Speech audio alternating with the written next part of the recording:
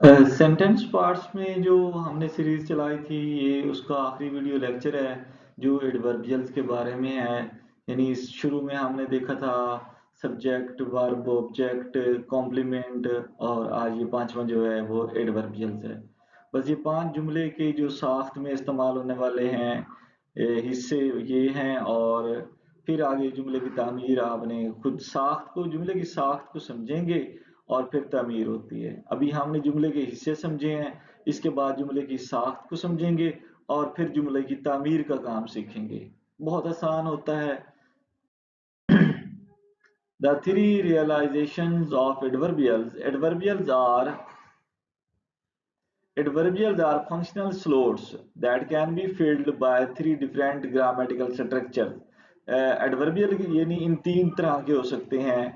Adverb phrases, he spoke, यानी adverb phrase होती है, मतलब ग्रुप ऑफ वर्ड्स होता है, ग्रुप ऑफ एडवर्ब्स हो जाता है। Prepositional phrases, he spoke with great caution.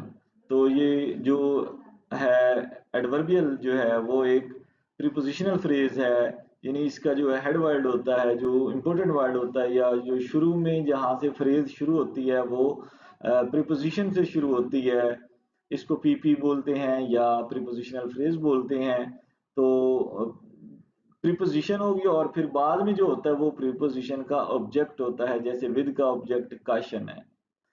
Noun phrases, जो नाउन, इसमें जो नाउन फ्रेज में होता है कि हेड वर्ड जो है, जो इम्पोर्टेंट वर्ड होता है वो नाउन होता है।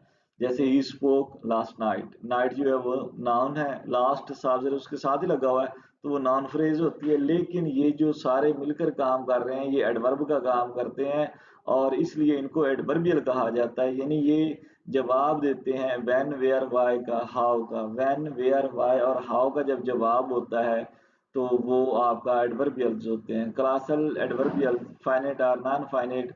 ही spoke to ensure everyone understood. He spoke to ensure everyone understood. To ensure everyone understood, ये जो तमाम है ये एडवर्बियल है। Semantic classification, the big three जो है सिमेंटिक में जो है जुमले की जो तरतीब आ रही है अल्फाज की, उसमें ये तीन जो है एडजंक्ट्स, इनको जो कहा जाता है ये एडजंक्ट्स हो सकते हैं। Linguistic categories, adverbials based on the relationship to the rest of the sentence, यानी जुमले के बाकी हिस्सों के साथ जो इनका ताल्लुक होता है एडवर्बियल्स का, तो फिर ये तीन तरह के हो जाते हैं। एडजंक्ट्स होते हैं, adjuncts are integrated into the sentence structure, they provide information about the action itself, यानी ये एक्शन के बारे में बताते हैं। जैसे space at the office, everywhere, यानी जगह को बताते हैं। Time, yesterday for 3 hours. Manner, slowly by hand, यानी उसका तरीका बता देते हैं एक्शन का। Contingency, because of the rain in case of fire.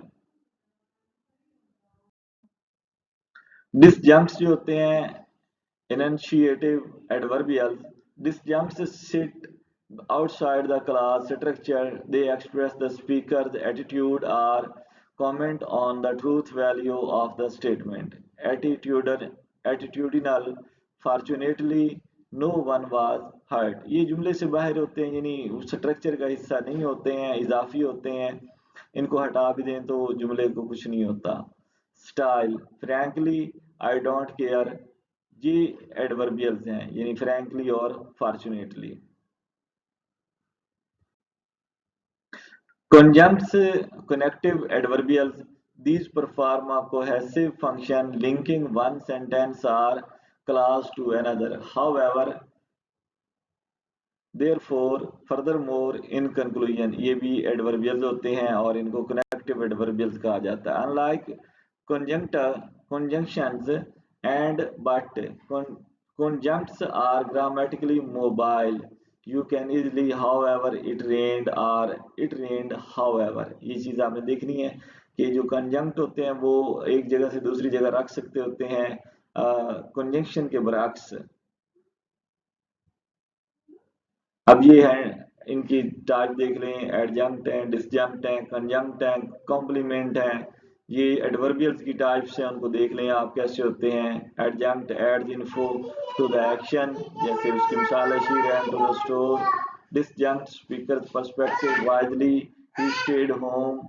Conjunct जो है link to ideas, consequently the plan failed. Complement required for meaning, he lives in London.